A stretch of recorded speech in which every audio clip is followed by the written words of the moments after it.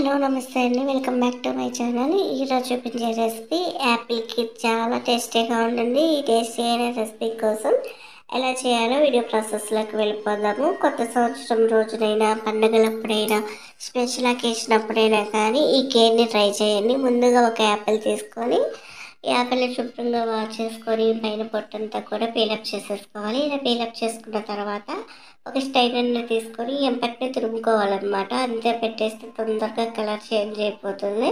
అందుకని ఈ యాపిల్ మొత్తం తురుముకొని దీంట్లో ఉన్న విత్తనాలు తీసి పక్కన పెట్టేసుకుందాము. సో ఈ యాపిల్ బాగా స్వీట్గా ఉండి మీరు షుగర్ వేసుకునేటప్పుడు ఈ యాపిల్లో ఉన్న స్వీట్ని చూసుకొని షుగర్ యాడ్ చేసుకోవాలి. ఇప్పుడు ఇదంతా కూడా తురిమేసుకొని సీడ్స్ని పక్కన పెట్టేసుకుందాం.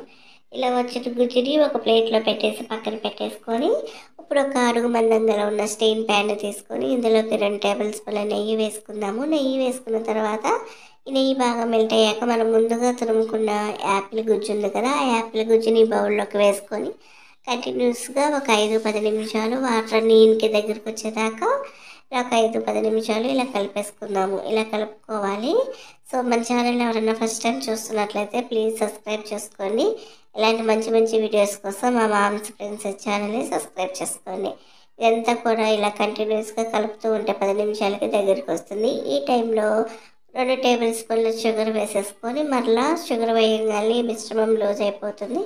ఒక 10 నిమిషాలు కంటిన్యూస్గా కలుపుకుంటూ ఇలా అంతా కూడా దగ్గరకు వచ్చేదాకా బాగా కలుపుకోవాలి. ఇలా కలుపుకున్న తర్వాత ఈ మిశ్రమాన్ని తీసి ఒక బౌల్లోకి పెట్టేసుకుందాము. ఇప్పుడు అదే ప్యాన్లో నేను 2 కప్పుల ఫ్రెష్ పాలు వేస్తున్నానండి. చిక్కటి బాగా ఫ్రెష్ క్రీమ్ ఉన్న పాలు వేస్తున్నాను. పాలు ఒక పొంగు వచ్చాక 4 టేబుల్ స్పూన్ల సేమియా కూడా వేసుకొని, ఇవి రోస్టెడ్ సేమియా అండి. మీ దగ్గర రోస్టెడ్ సేమియా లేకపోతే సేమియాలని డ్రై రోస్ట్ చేసి వేయించుకొని ఇలా పాలల్లోకి వేసుకోవాలి. చూడండి ఇంత చిక్కటి పాలు వేసాము. ఇలా పాలల్లోకి వేసుకొని పాలు 2 పొంగులు వచ్చి సేమియా బాగా ఉడికేదాకా వీటిని ఉడికించుకుందాము. ఇప్పుడు ఉడికిన తర్వాత 2 ఇలాచీలు దంచి పాల మిశ్రమంలో వేసుకొని ఇప్పుడు సేమియా ఉడికిందో లేదో చెక్ చేయండి. కరెక్ట్గా ఉడికిపోయింది.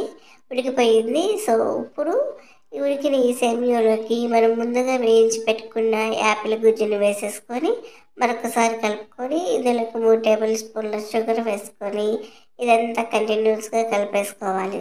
సో చూడండి ఇదంతా ఇరిగినట్టేమీ లేదండి. వేడి మీద యాపిల్ గుజ్జేసాం కదా, మా పిల్లలు తొందరపడి వేసేసారు.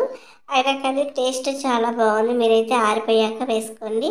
ఇప్పుడు కొన్ని డ్రై ఫ్రూట్స్ వేయించుకొని జీడిపప్పు అలాగే కిస్మిస్లు వేసుకొని వేయించుకొని దీన్ని ఒక ప్లేట్లోకి కానీ గిన్నెలోకి కానీ సర్వ్ చేసుకుంటే చాలా బాగుంటుంది. అన్నట్లు కీటిలాగా ఉండాలంటే ఇంకో 2 కప్పుల పాలు